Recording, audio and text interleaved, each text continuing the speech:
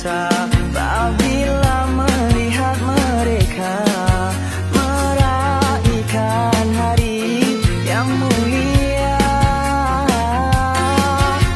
Ku terasa hibah, hatiku mulai terusik mengenangkan nasibku di sini.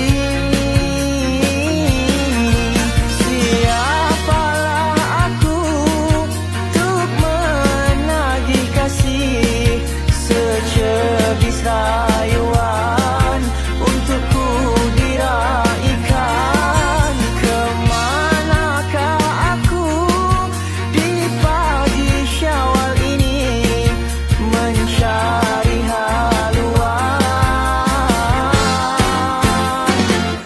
Seandainya ku diberikan peluang, ingin ku merasakan kenikmatan kemanisan hari raya.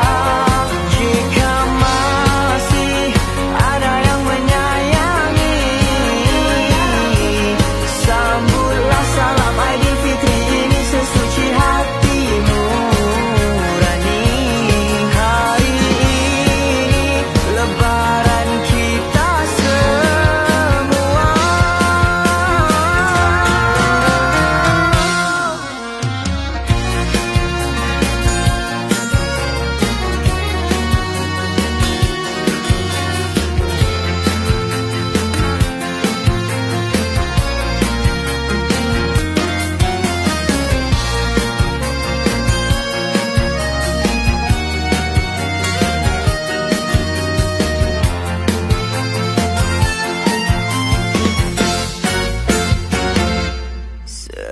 Seandainya kau berada di sisiku, takkan sama kau bersama dengan mereka.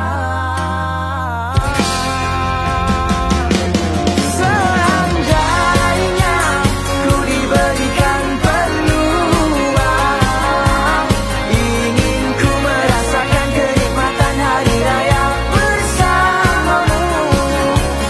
Jika masih ada yang menyayangi,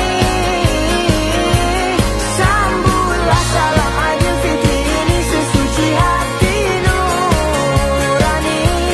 Kami dari keluarga Nenek Ziza. Nenek Ziza pula. Ada Ziza le. Kami dari keluarga Mak Ziza ingin mengucapkan Selamat Hari Raya.